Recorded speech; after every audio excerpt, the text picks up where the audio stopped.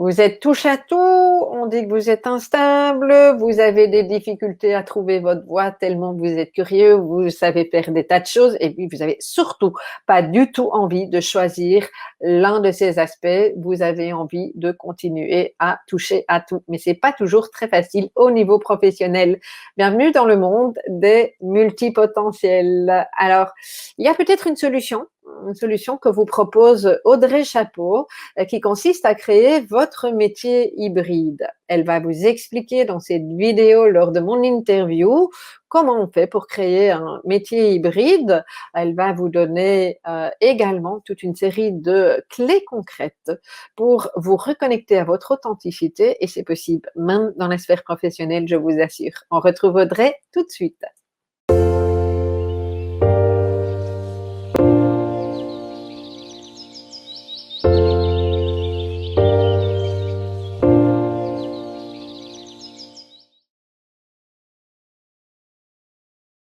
Alors, tu parles de métier hybride. Oui. Dans le groupe, le mot hybride a suscité plein de belles choses et plein d'interrogations. Oui, oui, oui. Mais qu'est-ce que ça veut dire? Est-ce que c'est un autre mot pour parler des slasheurs? Est-ce que tu peux nous l'expliquer? Alors, métier hybride, il y a deux termes. Je vais aller très vite parce qu'on pourrait en discuter pendant des heures, mais j'ai choisi le terme métier et pas le terme activité ou job ou travail pour une bonne raison. C'est que si on regarde en termes de l'étymologie et de l'histoire du mot, métier, ça renvoie à quelque chose de noble, j'ai envie de dire. Il y a l'idée de se dédier à une œuvre, de se dédier à une cause. Il y a quelque chose qui nous dépasse, en fait, qui nous nourrit et qui nous dépasse en même temps. C'est la notion de chef-d'œuvre des compagnons du Tour de France, par exemple. C'est la notion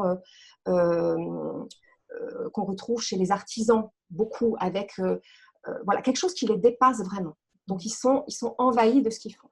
Alors, je ne dis pas que tout le monde va être complètement envahi de ce qu'il fait, hein, mais c'est l'idée.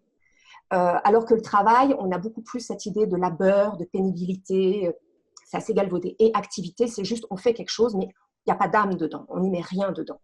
Il n'y a pas de plaisir, il n'y a pas d'émotion, il n'y a pas, voilà, on fait, voilà, action. Donc métier, ça me paraissait important de valoriser ce terme-là et de montrer qu'on peut s'épanouir professionnellement si on est en phase avec cette notion de métier et pas la notion de travail ou d'emploi ou autre. Hybride, pour expliquer, parce que c'est pareil, c'est un terme qui est très utilisé maintenant avec l'écologie, on entend le terme hybride à toutes les sauces. À la base, étymologiquement, ça veut dire sans mêler, bâtard. Donc ça vient à la fois du latin et du grec, et hybrida, en latin, c'était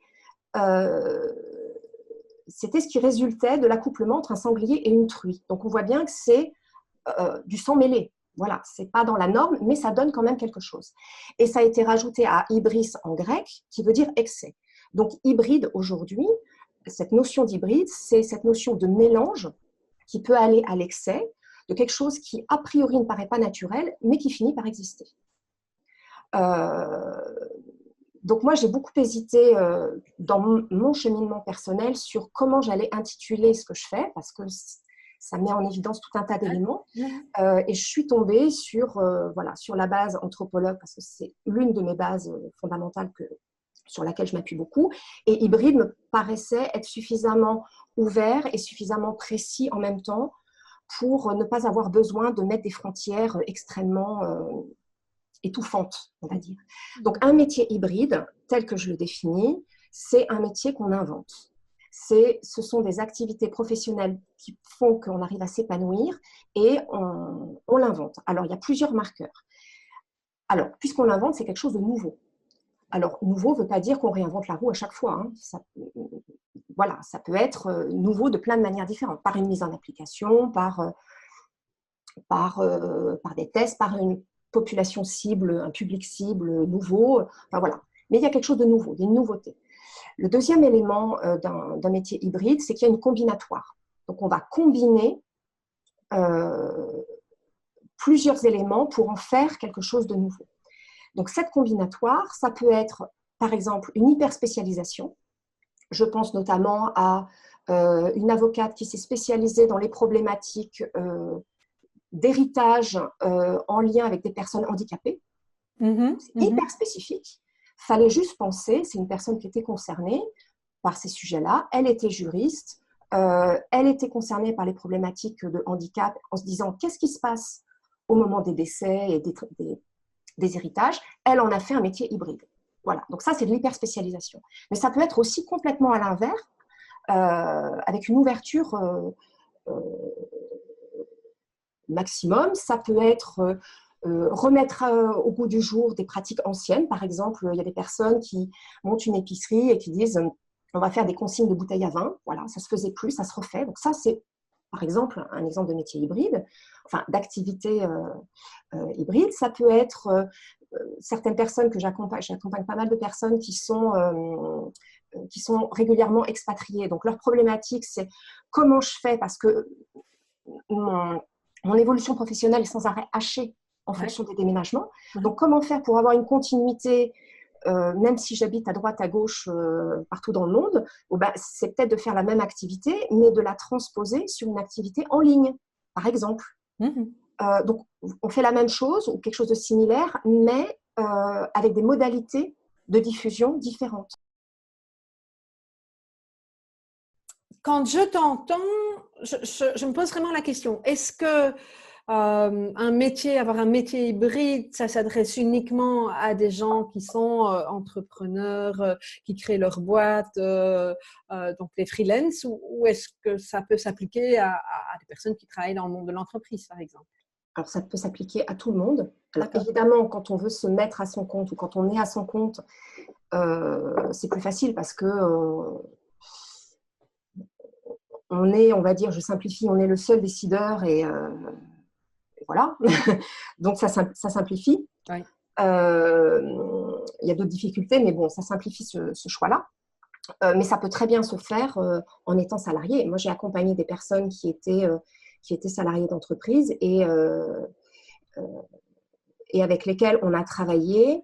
Alors, effectivement, il faut que la culture d'entreprise le permette, il faut que la direction, les services RH soient sur cette longueur d'onde-là, mais il y en a des boîtes comme ça. Enfin, je veux dire, il y a des entreprises où on peut faire des choses et il y a des entreprises où les dirigeants sont demandeurs pour que elles y trouvent leur compte, mais que les salariés y trouvent leur compte et restent dans l'entreprise. Moi, j'ai eu pas mal, alors pas quand je travaillais dans les grosses boîtes, mais dans les TPE, PME, voire ETI, mais là, ça commence à être un peu limite, des dirigeants qui me contactaient en disant, voilà, nous, on n'a pas envie qu'ils partent, quoi. Et il y a de la concurrence, donc comment faire pour qu'ils restent chez nous? Et donc là, c'était des types d'accompagnement, parce qu'évidemment, 9 fois sur 10, c'était des hauts ou des multipotentiels, hein, évidemment. Les dirigeants aussi, d'ailleurs, donc ce qui facilite. Oui, bien sûr. Étonnant. Et ce qui nous a amené à travailler ensemble et à… Alors, il y a plusieurs possibilités. Soit on redéfinit le poste, donc on redéfinit le périmètre ou les responsabilités, voilà. Donc, il y a une redéfinition de poste. On peut l'étendre, on peut la restreindre. On peut y ajouter des missions connexes. Donc, c'est ce qu'on va trouver avec l'intrapreneuriat, par exemple. Donc, l'intrapreneuriat, c'est on est entrepreneur à l'intérieur de l'entreprise dans laquelle on travaille. D'accord. On va se dédier à des missions et il y a de plus en plus d'entreprises qui essaient de développer ça. C'est OK, on a besoin de postes récurrents, enfin avec des actions récurrentes, etc. Mais il y a aussi des missions ponctuelles qui peuvent être de quelques mois, des fois 2, 3, 5 ans, qui vont permettre de faire bouger les choses dans l'entreprise et pour les clients. Et donc ça, c'est typiquement, c'est sur le modèle start-up, mais à l'intérieur d'une entreprise. Donc ça s'appelle intrapreneuriat. Et ça, les profils hauts et multipotentiels sont avides de ça, parce que ça leur donne de l'oxygène, quoi. Donc, évidemment, s'ils sont missionnés ou si ils font preuve d'esprit d'initiative et ils proposent une mission de ce genre-là, il faut revoir leur périmètre d'activité quotidienne pour qu'ils puissent avoir un job à temps complet ou à temps partiel, selon le cas. L'idée, c'est pas qu'ils fassent 2 temps complets à eux tout seuls. Mais, donc, oui, c'est possible. Création de poste aussi, création de poste en interne. Ça, je l'ai vu aussi, j'ai accompagné. Donc, il n'y a pas que ça. Et puis, même si c'est un peu à la marge, rien n'empêche aussi de se créer une activité, on va dire, extra-professionnelle. Oui, tout à fait. Voilà, quelques heures comme ça pour… au lieu d'aller à un cours de danse, un cours de cuisine ou de faire de la gym, on crée une petite activité qu'on va tester Et puis, elle restera un à côté ponctuel ou alors elle se développera. Mais rien n'oblige que ce soit une activité rémunérée dès le départ et qui vise… donc, ou quand voilà. Même. Moi, dans certaines personnes que j'ai accompagnées, c'est arrivé régulièrement, des gens qui travaillaient à mi-temps dans quelque chose qui leur convenait, je veux dire, mais sans que ce soit trop. En tout cas, ils n'avaient pas envie d'y passer un full time. Et puis, qui développaient une activité, alors très souvent sur un autre pôle, plutôt artistique. Je pense qu'une dame qui développait une école de danse. Et donc, l'après-midi, elle dansait. Le matin, elle était dans quelque chose de plus administratif. Et elle m'a toujours dit, c'est l'équilibre des deux qui fait que je me sens bien. Qui fait que ça fonctionne bien. Oui. Je ne voudrais pas qu'il y en ait un qui prenne le dessus sur l'autre.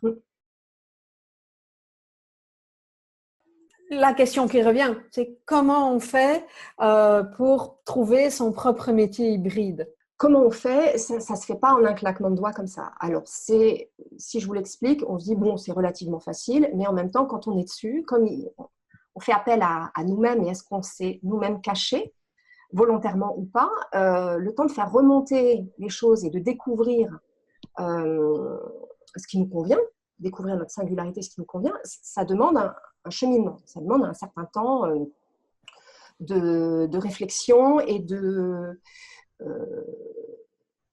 d'observation, etc. La première étape, alors l'idée, c'est comment on arrive à une possibilité de métier hybride qui nous convienne. L'idée, c'est ça, c'est s'épanouir professionnellement. Alors, la première étape, c'est de lister. Donc là, c'est lister, prendre du temps et puis pas se limiter à 3 ou 4 items, mais vraiment lister à fond tout ce qu'on aime et tout ce qu'on sait faire. Donc, toutes nos envies, toutes nos motivations, sans se limiter à la sphère professionnelle. Vraiment de tout, quoi. J'aime faire des gâteaux, j'aime rapiécer les chaussettes, j'aime peindre sur des murs, j'aime… peu importe. Donc, on liste tout ça, ce qu'on aime faire et puis ce qu'on sait faire. Donc, on va se retrouver avec une liste normalement assez conséquente. La deuxième étape, c'est de lister toutes les expériences qu'on a pu avoir qui nous ont provoqué de la joie, de la satisfaction et de la fierté. Donc, ces expériences, elles peuvent être professionnelles en partie, elles doivent aussi être extra-professionnelles. Et ça peut être des expériences qui s'étalent sur plusieurs semaines, plusieurs mois, mais ça peut être aussi un truc très furtif. En quelques secondes, wow, j'ai réussi à faire ça, je suis super fière de moi. Pour un détail, j'ai réussi une sauce avec des produits que je n'avais jamais mélangés ensemble. Voilà, je suis super fière de moi. Donc, c'est un détail. J'ai réussi une sauce, ça m'a pris 3 minutes dans la cuisine. Voilà. Donc, on fait cette liste-là. La troisième étape, c'est de faire la liste de ses peurs. Les peurs, parce que nos peurs sont des obstacles. Ce sont des peurs qui nous empêchent d'agir et de penser, d'oser imaginer. Donc, les lister, c'est déjà commencer à en prendre conscience. Okay. La quatrième étape, c'est de lister ses croyances. Okay. Les croyances, c'est toutes les petites phrases qu'on répète sans arrêt et qu'on nous a données. Voilà, les patrons sont des cons, j'y arriverai jamais, de toute façon, je suis nulle, et puis je suis pas comme les autres, et puis, enfin voilà, bon. Toutes ces petites phrases-là. Donc, on les liste. Pourquoi? Parce que les croyances, ce sont des résistances. Alors, des fois, ça peut être des obstacles, mais au minimum, à minima, ce sont des résistances. Donc, c'est pareil, il faut en avoir conscience. Donc, on liste tout ça. Et puis, le fait de faire des listes très longues, ça permet aussi, au bout d'un moment, de faire lâcher le mental. Parce que le problème, c'est ça aussi. C'est d'arriver à faire lâcher le mental pour que ce qui est à l'intérieur puisse ressurgir. Merci beaucoup. Je te propose de terminer cette interview par 3 clés. Quelles seraient les 3 clés que tu aurais envie de proposer au public qui nous écoute pour clôturer cette thématique du travail, enfin du métier, pour reprendre ton terme, à trouver quand on est touche à tout? Alors, 3 clés qui peuvent paraître un discours nouveau ou récent, mais qui, en fin de compte, je le répète, sont ce sont des idées ancestrales. Hein. Au néolithique, les humains fonctionnaient déjà comme ça. Première clé, le plaisir. Ouais. On part de ce qu'on aime et on n'est jamais aussi compétent que quand on aime ce qu'on fait et on prend plaisir, l'enthousiasme, l'épanouissement. Donc ça apporte la stimulation intellectuelle, ça apporte de la légitimité, ça apporte l'épanouissement. Donc il faut prendre plaisir. Donc c'est la base. Si c'est le moteur de l'individu, pourquoi on le met à la 2e ou la 3e place? Non, moi je dis qu'il faut le mettre en première place. Les idées viendront, mais on part du plaisir. 2e clé, oser. Ouais. Oser bousculer les règles du jeu. Pour certains, oser rester dans la norme, c'est aussi un mode de fonctionnement de certains. Et pour d'autres, oser sortir, changer la donne. Même si on change la donne, on ne change pas la donne sur tout. C'est-à-dire que ce n'est pas parce que vous allez bousculer les choses dans l'activité que vous vous proposez que votre vie complète va être asociale. Non, vous allez rester dans la norme sur plein d'autres domaines. Donc, aucun risque de vous sentir exclu ou bon à rien, ou j'en sais rien. Enfin voilà, ça c'est des termes que j'entends régulièrement. Mais des profils hauts et multipotentiels, ils ont besoin de changer la donne dans certains domaines. Donc, oser. Et ça c'est, voilà, je m'autorise, je me permets de. Et parce que je suis haut ou multipotentiel, j'ai d'autant plus de légitimité de me le permettre. C'est d'autant plus facile de le faire accepter par les autres parce que, sans crier sous tous les toits, mais voilà. 3e clé, c'est un peu la conséquence du plaisir et de oser, c'est arriver à se réaliser, à se trouver. C'est un cheminement de quête de soi. Hein. Construire, avoir envie, construire et consolider ou faire évoluer son métier hybride ou ses métiers hybrides en fonction de... C'est un cheminement, c'est un itinéraire, c'est une quête de soi. Et on construit son identité professionnelle, du coup on construit son identité sociale, on construit son identité tout court. Donc c'est éclairer de l'intérieur et développer une attitude dans laquelle on est bien dans ses baskets, quoi. Et c'est trop souvent les personnes qui ne sont pas bien dans leur situation professionnelle, c'est qu'elles sont comme dans une pièce de théâtre en fait. Elles montent sur la scène, elles enfilent un costume de ce qu'on attend d'eux et ça marche un certain temps. Alors il y en a, ils aiment ça les pièces de théâtre, hein. Mais il y en a beaucoup, ils en ont marre des pièces de théâtre, ils veulent juste être eux-mêmes. Oui, tout à fait. Et donc le fait de réfléchir et de tenter de développer son métier hybride, c'est une façon de se dire, ok, moi, marre des costumes de scène, là, marre des costumes d'époque, parce que dans le monde du travail, aujourd'hui, il y a quand même énormément de costumes d'époque, hein, il n'y a pas beaucoup de costumes d'actualité. Il y en a, mais pas encore assez. Moi, j'ai envie d'être moi-même. Et de ne pas me sentir découpée dans mes différentes fonctions du quotidien, mais de me sentir un quand je suis au boulot, de me sentir un quand je suis chez moi, de me sentir un quand je suis avec mes amis, etc. Oui, tout à fait. Donc voilà, les 3 clés. Plaisir, oser, se réaliser. Si vous avez apprécié cette vidéo, dites-moi en commentaire si vous voulez bien ce qui vous a le plus parlé ou tout simplement mettez-moi un petit pouce pour m'encourager à vous envoyer de nouvelles versions. Alors, si vous souhaitez avoir accès à l'intégralité de ces vidéos avec de nombreux exercices pour faire de votre haut potentiel et votre hypersensibilité une force, eh bien, je vous invite à découvrir le pack potentiel qui reprend tous les thèmes depuis le début des différents congrès de Once avec toutes les interviews et des ressources inédites. Alors, pour tout savoir, rendez-vous tout simplement en description de cette vidéo et vous aurez toutes les informations. À bientôt!